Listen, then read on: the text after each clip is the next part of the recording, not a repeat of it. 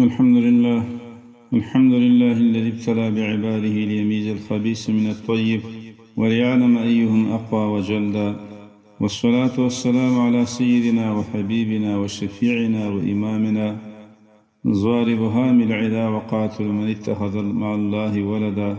وعلى آله وأصحابه الذين لم ترعهم الكتائب الوافرة وإن كانوا أقل عددا. أما بعد، فأعوذ بالله من الشيطان الرجيم. بسم الله الرحمن الرحيم.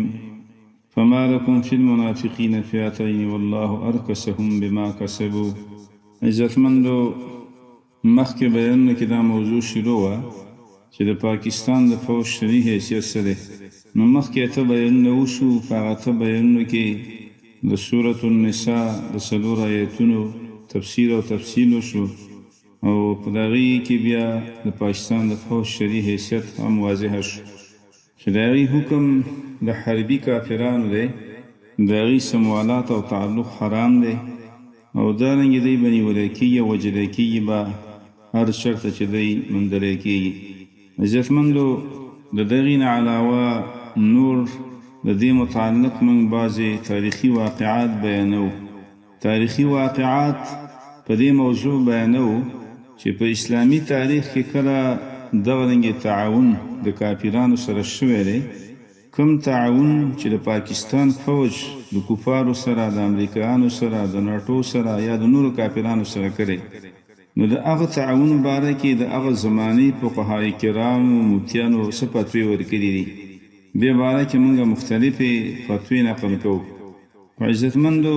دا وضاحتونه په دې خاطر باندې کوو چې دا مسله کله کله زیر بحث راځي. بعضې درباري مریان هغه د فوج نه دفاع کوي او د هغې په ځای باندې په مجاهدینو باندې تنقیدونه کوي. دا مسایل په دې خاطر واضحه کوو. دغه رنګې یو بله وجه دا هم ده چې په نږدې وخت کې کوم چې ترکیه کې استانبول کې د امارت اسلامي او پاکستان مابین کې مذاکرات، نو هغې کې د امارت اسلامي د وفد نه غوښتنه شوې وه چې شیخ صاحب هیبت الله د ټي ټي پي خلاف فتوا ورکړي. نو عزتمندو شیخ صاحب په دې مسایلو باندې خو د هغې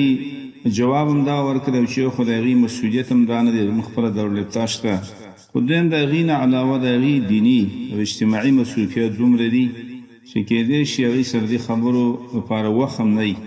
نو دا خدمت به د پاکستان فوج ته موږ وکړو، موږ به د شرعي حیثیت واضح کړو،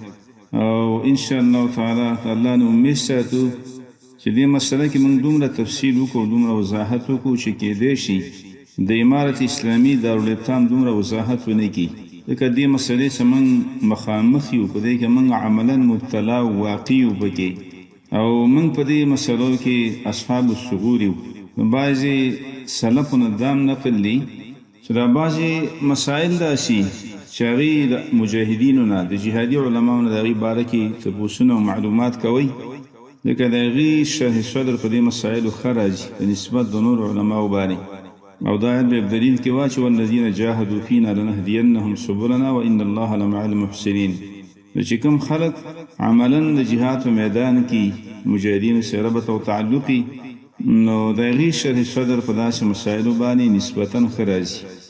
موږ اگر که د جهاد په مسله کې ډېر کمزوري او بیکار یو، خو بیا هم د یو حده پورې د مجاهدینو څه واسطه او نسبت پاتې شوی دی. نو په دې خاطر باندې موږ د دې وضاحت کوو، او دا هم امید ساتو چې که بالفرض او تقدیر دا مسله د امارت اسلامي دارالافتا ته راجع شي، نو هغه هم په دې مسایلو کې 100% زموږ تایید کوي، او د هغې یو وجوهات خو ډېر دي، خو یو وجه دا هم ده چې عام طور سره د افغانستان علماء کرام حضرات چې څومره دي، نو هغه په دې مسایلو کې زموږ په نسبت باندې سخت دي او نرم نه دي، زموږ نه هغه زیات سخت دي دې مسایلو کې، ځکه هغې د هغه چا خلاف فتوې ورکړي دي او جهادونه یې کړي دي عملا، چې هغې مخکې د مجاهدینو په نوم باندې یادېدل، او هغې 14 کاله جهادونه کړي وو، شهیدان یې ورکړي وو، قربانیان یې وې، نو د هغې خلاف هغې جهادونه کړي دي، فتوې ورکړي دي. بیا خصوصا په هغه زمانه کې چې هغه کله د ناټو د امریکایانو اتحادیان وګرځېدل او د هغې ملګري وګرځېدل، نو د هغې فتوې به زموږ په نسبت زیاتې سختې، زموږ فتوې به نسبتا نرمي، ځکه بعضې مسایلو کې موږ ډېر د نرمۍ نه کار اخلو، او د دې وضاحت به تاسو به ځای په ځای باندې وشي چې بعضې مسایلو کې موږ د نورو خلکو په نسبت باندې نرمي ډېره کړې ده. نو بهرحال عرض مې عزتمندو دا کاوه چې په دې د دې نه وروسته یو څو بیانونه خاص په دې موضوع باندې کوو چې سابقه اسلامي تاریخ سره مطالعه کی او په هغه سابقه اسلامي تاریخ کې کم نام نهاد مسلمانانو یا منافقانو مسلمانانو د کفارو سره همکاري کړې ده او بیا د همکارۍ په حواله باندې د هغه زماني علماو کومې فتوی ورکړي دي. نو عزتمندو دا به تاسو ټوله واضح شي چې هغه علما کرامو چې کومې فتوی ورکړي دي هغې د دې حکم د حربي کافرانو ګرځولی او هغه چې د مباح الدم ګرځولي د هغې په مقابل کې جهاد داسې فرض ګڼلی څنګه چې د کافر اصلي او د حربیانو مقابل کې جهاد هغې فرض ګڼلی دی. نو دارنګې د هغې معاونین د هغې متحدین د هغې همکاران د هغې باره کې هم ډېرې سختې فتوې د هغو نه نقل دي تر دې چې بعضې علما کرام یې تکفیر هم کړی بعضې علما کرام یې د داسې خلکو تکفیر هم کړی. خو عزتمندو یو بلې خبرې ته ستاسو توجه راوړم هغه هم ضروري خبره ده او هغه دا ده چې د پاکستان فوج چې کومه همکاري د کفارو سره کړې یا یې کوي نو عزتمندو دونه همکاري په سابقه اسلامي تاریخ کې ډېره شاذ او نادر شوي. یعنی سابقه علما کرامو فقها کرامو یا مفتیانو حضراتو چې کومې فتوی ورکړي دي د دغه همکارانو معاونینو اتحادیانو په مقابله کې نو د هغې همکاري د هغې اتحاد او د هغې تعاون د کفارو سره هغه ډېر کم و په نسبت د هغه همکارۍ د هغه تعاون او د هغه اتحاد باندې چې کوم د پاکستان فوج کړی د امریکایانو یا د نورو کافرانو سره. دا موازنه به تاسو ځای په ځای کوئ د دې معلومات به کوئ. عزتمندو عرض مې دا کاو چې دې نه وروسته یو څو بیانونه خاص په دې موضوع باندې کوو چې په اسلامي تاریخ کې د بعضې مسلمانانو د کافرانو سره تعاون واقعات راغلي د هغې زمانې فقهای کرامو مفتیانو څه فتوی ورکړي. نو عزتمندو داسې واقعات او حالات بار بار راغلي دي او بیا خاص کر اندلس طرف ته ځکه هغه ځای کې د صلیبیانو سره جنګونه ډېر شوي نو هغه وخت کې داسې مسایل مخې ته ډېر راغلي وو. هغه وخت کې د جنګونو زیات قیادت صلیبیانو کړی و. نو که نن سبا چې صلیبي لښکرې امریکایانو یا د هغې ملګري د مسلمانانو خلاف د جنګونو زیات قیادت هغې کوي او زیات د هغې په تعاون او همکارۍ باندې د مسلمانانو د مجاهدینو خلاف جنګونه روان دي. نو داسې واقعات ډېر راغلي دي خو اوله شروع موږ د واقع د بدر نه کوو د هغې بیان مخکې موږ کلی مو بیا هم لږه تکرارو چې په جنګ بدر کې بعضې مسلمانانو د کافرانو ډله ډېره کړې وه د کافرانو په صف کې ودرېدلي وو بعضې مسلمانان نو الله تعالی په قرآن کې هغې ته جهنمیان هم ویلي دي او دا هم ذکر کړي چې داسې خلکو له په ځنکدن کې ملایک زورونه ورکوي حالانکې په دغه کې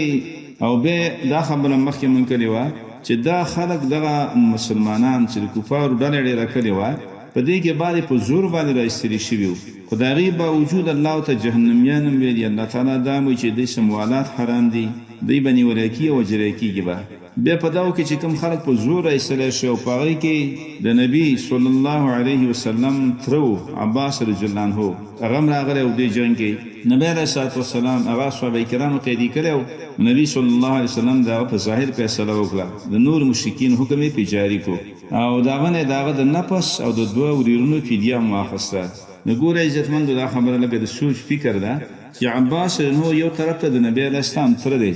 او بل د دې نه مخکې د نبی علیه السلام سره ډېر تعاونونه هم کړي همکاریان یې هم کړي دي د نبی علیه السلام سره. نبی علیه السلام نه به بعضې معلومات هم د کافرانو په مقابل کې ورکول او بیا کافرانو جنګ بدر ته راوستی او په زور یې راوستی و د نبی صلی الله علیه وسلم ترم دی او دعوت اسلام یې کوله چې ما خو د مخکې نه ایمان نه وړی دی او بیا د مخکې نه د نبی علیه السلام همکار هم پاتې شوی خو د دې هر څه باوجود چې کافرانو په زور جنګ ته راایستلی و چې کله دی قیدي شو نو نبی علیه السلام پې د نورو حربیانو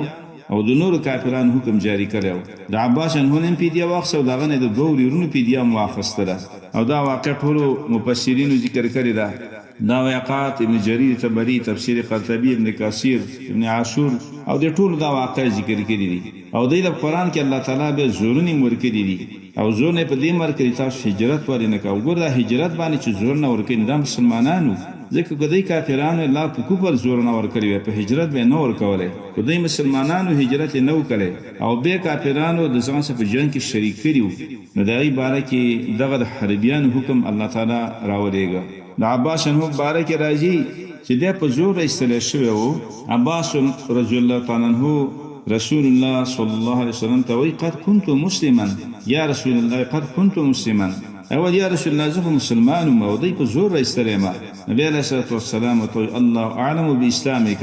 الله تصاد اسلام علم لیک چرتا ستا اسلام صحیح الله به خبر لدرکی و اما ظاهرک فقد كان علينا ظاهر کې ته زمونږ د مقابل او دشمن په سب کې ولاړ وي نو فقط نفسک و ابن اخیک د خپل ځان پیډیم ورکا او د خپل ورونو پیډیم هم ته ورکې دا واقع عزتمند وګدره خو ما لنډه ذکر کړه چې ګوره یو طرف ته د نبی علیه الصلوۃ والسلام تر دی او تر د پلار حیثیت لري او بیا د اسلام دعوی وکړه او بیا د مخکې د نبی علیه السلام سره همکاریانې هم کړې وي د کفارو بعضې رازونه به نبی علیه السلام خبراوه خو د دې هر څه باوجود په ده باندې حکم د کافر حربي جاری کو او فدیه یې واخیسته خو نبی علیه السلام په ده باندې کوم حکم جاری کړی عزتمندو د حربي کافرانو حکم یې جاری کړی د حربي کافرانو د څنګه فدیه واخیستله نو دغه رنګې د عباس هم فدیه واخیستله یوازې د هغه نه د هغه د دوه ورونو فدیه هم ترې واخیستله نو عزتمندو اسلامي تاریخ کې دا واقعات هم راغلي دي دا ننګې دویمه واقع چې دا هم قرآن کریم ذکر کړې ده نو هغه د بنو نذیر واقع ده په غزوه د بني نذیرو کې بعضې منافقانو د بني نذیر د همکارۍ وعده کړې وه الله تعالی دا مو چې دا وعده دی دروغجنه وعده را پوره کوي امنه دا يهود چې کوم بنو نذیر دا غي سم منافقانو د همکارۍ وعده کړې و او دا وعده پوره کول امنه او نی پوره کړې و ځکه رسول الله صلی الله علیه وسلم چې کله بنو نذیر شړل نو منافقانو سو نو وتل او دا غي همکارۍ کې کم جنگ ونکو نبی علیہ الصلوۃ والسلام بنو نذیر شام ته وشړل خدا منافقانو سنو وتلی دا نن نبی علیہ السلام چې کله بنو قریظه وجل بنو قریظه وسه فوشا کسان نبی علیہ السلام په یو ورځ وجل د سعد ابن معاذ هم کې فیصله کړې و خودي منافقانو د غي سره مرګتیا په جنگ کې ونکړه ایسه همکاري ونکړه خو به الله تعالی د بارا کې سوی د الله تعالی منافقان وي شلم تر للذين نافقوا يقولون لاخوانهم الذين كفروا من اهل الكتاب الله ايغ منافقان تنقولي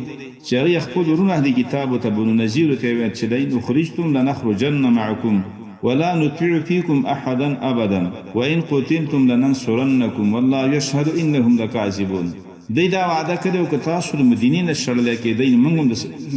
او کو تاسو د مسلمانانو جنگ موږ تاسو همکاري او مدد وکړو دا دروغ وعده کړي وځکه الله یو الله یشهد انهم لکاذبون دی په وعده کې دروغجن مو الله ویل ان اخرجوا لا يخرجون معهم ولئن قتلوا لا ينصرونهم کداغه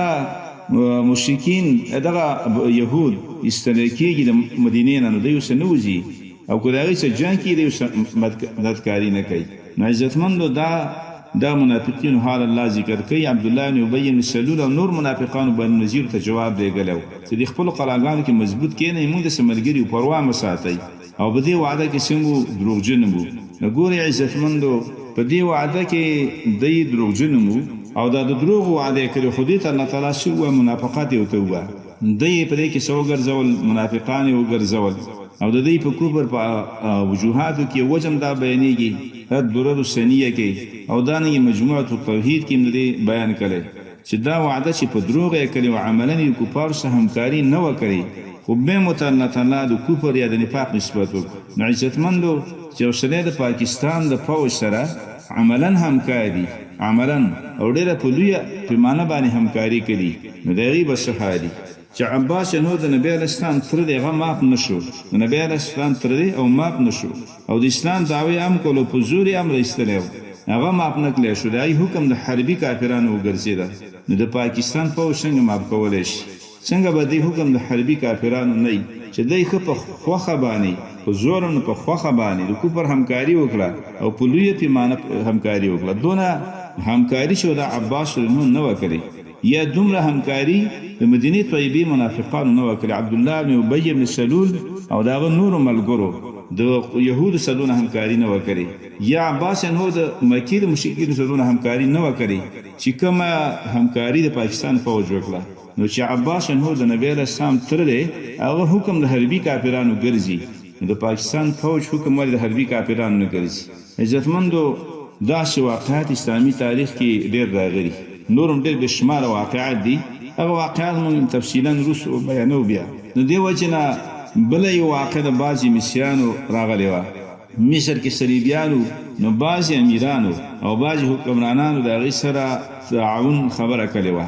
په هغه زمانې کې لوی عالم د شیخ ابو طاهر رحمه الله هغه په دې باره کې څه فتوا ورکړي کله چې صلیبیان